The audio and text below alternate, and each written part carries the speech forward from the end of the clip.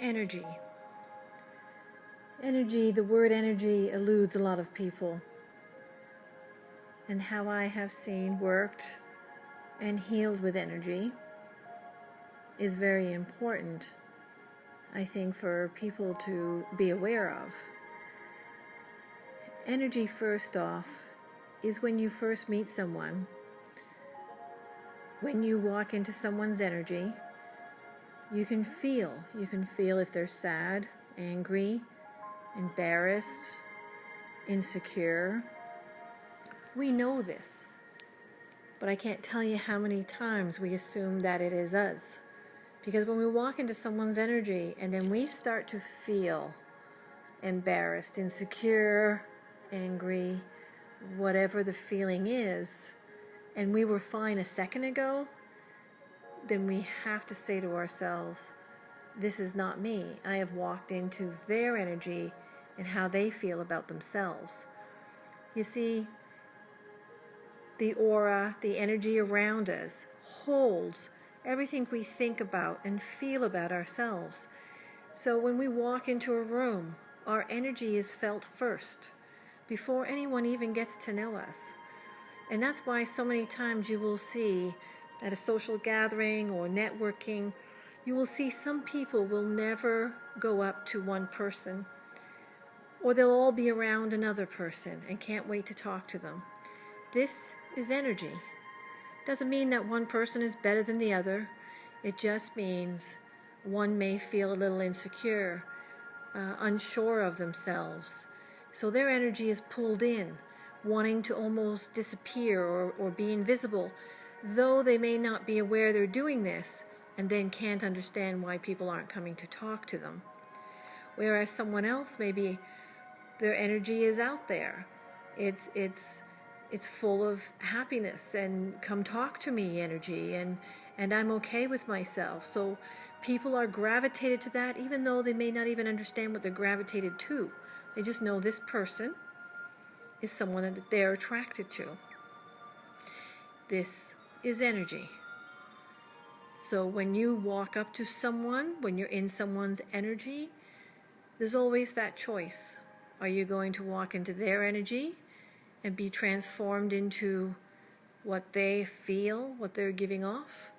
Or do you stay in your own energy and allow them to come into yours, or just stay in your own energy so that you know who you are all the time? Now this happens a lot in couples. When people come together, they are attracted to one another. That's energy. Sexual energy is the biggest energy on the earth. You know when someone's attracted to you, and you know when you're attracted to them. It comes right at you. All energy is like that. We just have made this one very strong. Violence now is very strong energy on the earth. So when there is more than one person, 2 or 3 people, and they are in a crowd and they start something, it's the energy of what they have started that goes out and touches everyone, and they just fall into that energy and become a part of whatever's happening, a riot, demonstrations, whatever it is. This is energy. We can, when we are aware of our energy and aware of others, we then can make a conscious choice whether to join in or not. But it's always good to be aware of your energy, and when that changes, when someone is around, then you know it's not you, it's them. And this is how we can be aware, be awake. This is how it needs to be. We need to be aware. In relationships, the same thing. This is where we get lost in each other. At first, it's great. The first 6-8 months, we're feeding grapes, we're gazing into each other's eyes, we're loving every moment of it. But what we're really doing energetically is we're bonding, we're melding, we're meshing. And then all of a sudden a year goes by and we don't know where we start and they end, and vice versa. So now we have to learn Who am I in this relationship? This is where the competition for who rules the roost starts to come alive. Because now you think you're fighting for your right to who rules the roost, who brings home the money, who has more energy than the other. But what you're really doing is you're looking for yourself that you lost because you emerged with another human being on an energetic level, and now you can't find your whole self. So you'll find that you're affected by that person, your mates, your partners, moods, which is energy. How they feel, how they come in through the door after work. How does that feel? Do you walk on pins and needles, or do you feel loving and supported and all those things? This is the energy that's flowing back and forth between the two of you.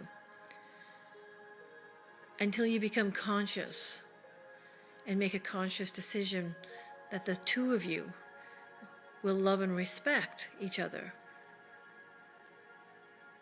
but not be a mesh of energy and blame one another for how each other is feeling within the relationship. Do you see where I'm going? This is energy. It's all energy. So as we do this, it's the same with our children. If you're having trouble with your children, whether they be 2, 14, or 25, it doesn't matter. Change your energy. Change how you approach them. Don't go into their energy, because if they're in a fighting mood, if they're in a mood where they're feeling like they're not noticed and not appreciated, and you walk into that energy, you will want to fight or defend. And this is where the problems begin. It's so important that we understand this. So if you stay in your energy as a parent, and loving and supportive, that child will not stay in that energy for very long of theirs. It'll just fizzle out, because they'll feel the love and support from you no matter what they are doing or saying. You're not reacting. You're not being pulled into their energy. You're not defending. And that's energy. I could talk for hours and hours on energy, and I could show you lots and lots of ways of how to heal relationships with energy, how to pull yourself back, how to become yourself again. It's all energy. It's just understanding it. So here we are. Notice your energy. Go back to a time where you knew yourself, you felt great about yourself, you were making things happen in your life, you felt good, your mind was clear, your heart was open, and you said, yes, this is who I am. If you can find a memory like that, pull it up. Pull it up and think about it. Feel it. Concentrate on it. Because what the mind thinks, the body becomes. Your energy becomes. It just all becomes one. And the next thing you know, you're feeling like that again. It's just spending a little time in those memories of good memories, not the bad ones, not the unhappy ones, the good memories. Hang in there. Hold on to that moment of a good memory. And you do this for even just a couple of days or a week. It takes longer for some. You will start finding that you're feeling like your old self, like who that is. That part of yourself that you liked, you bring that, and then you start getting things done in your life. You feel better. Teach this to your mate, and you both will see each other again with fresh eyes instead of blaming. You'll be able to be there and be strong for your family, for your friends, for anyone. Because it's about you. It's about you and your energy, what you give off, what you walk with, what you pull into your energy or what you give off. It's all responsibility.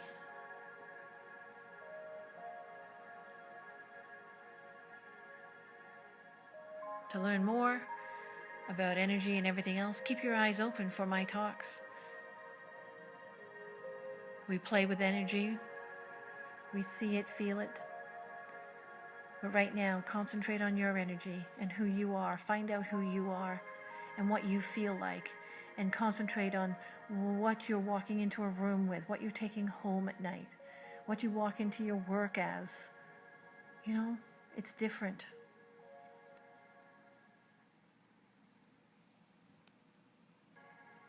That's energy. Play with it, feel it, get to know yourself, and then you'll be able to know others. Know yourself. Namaste.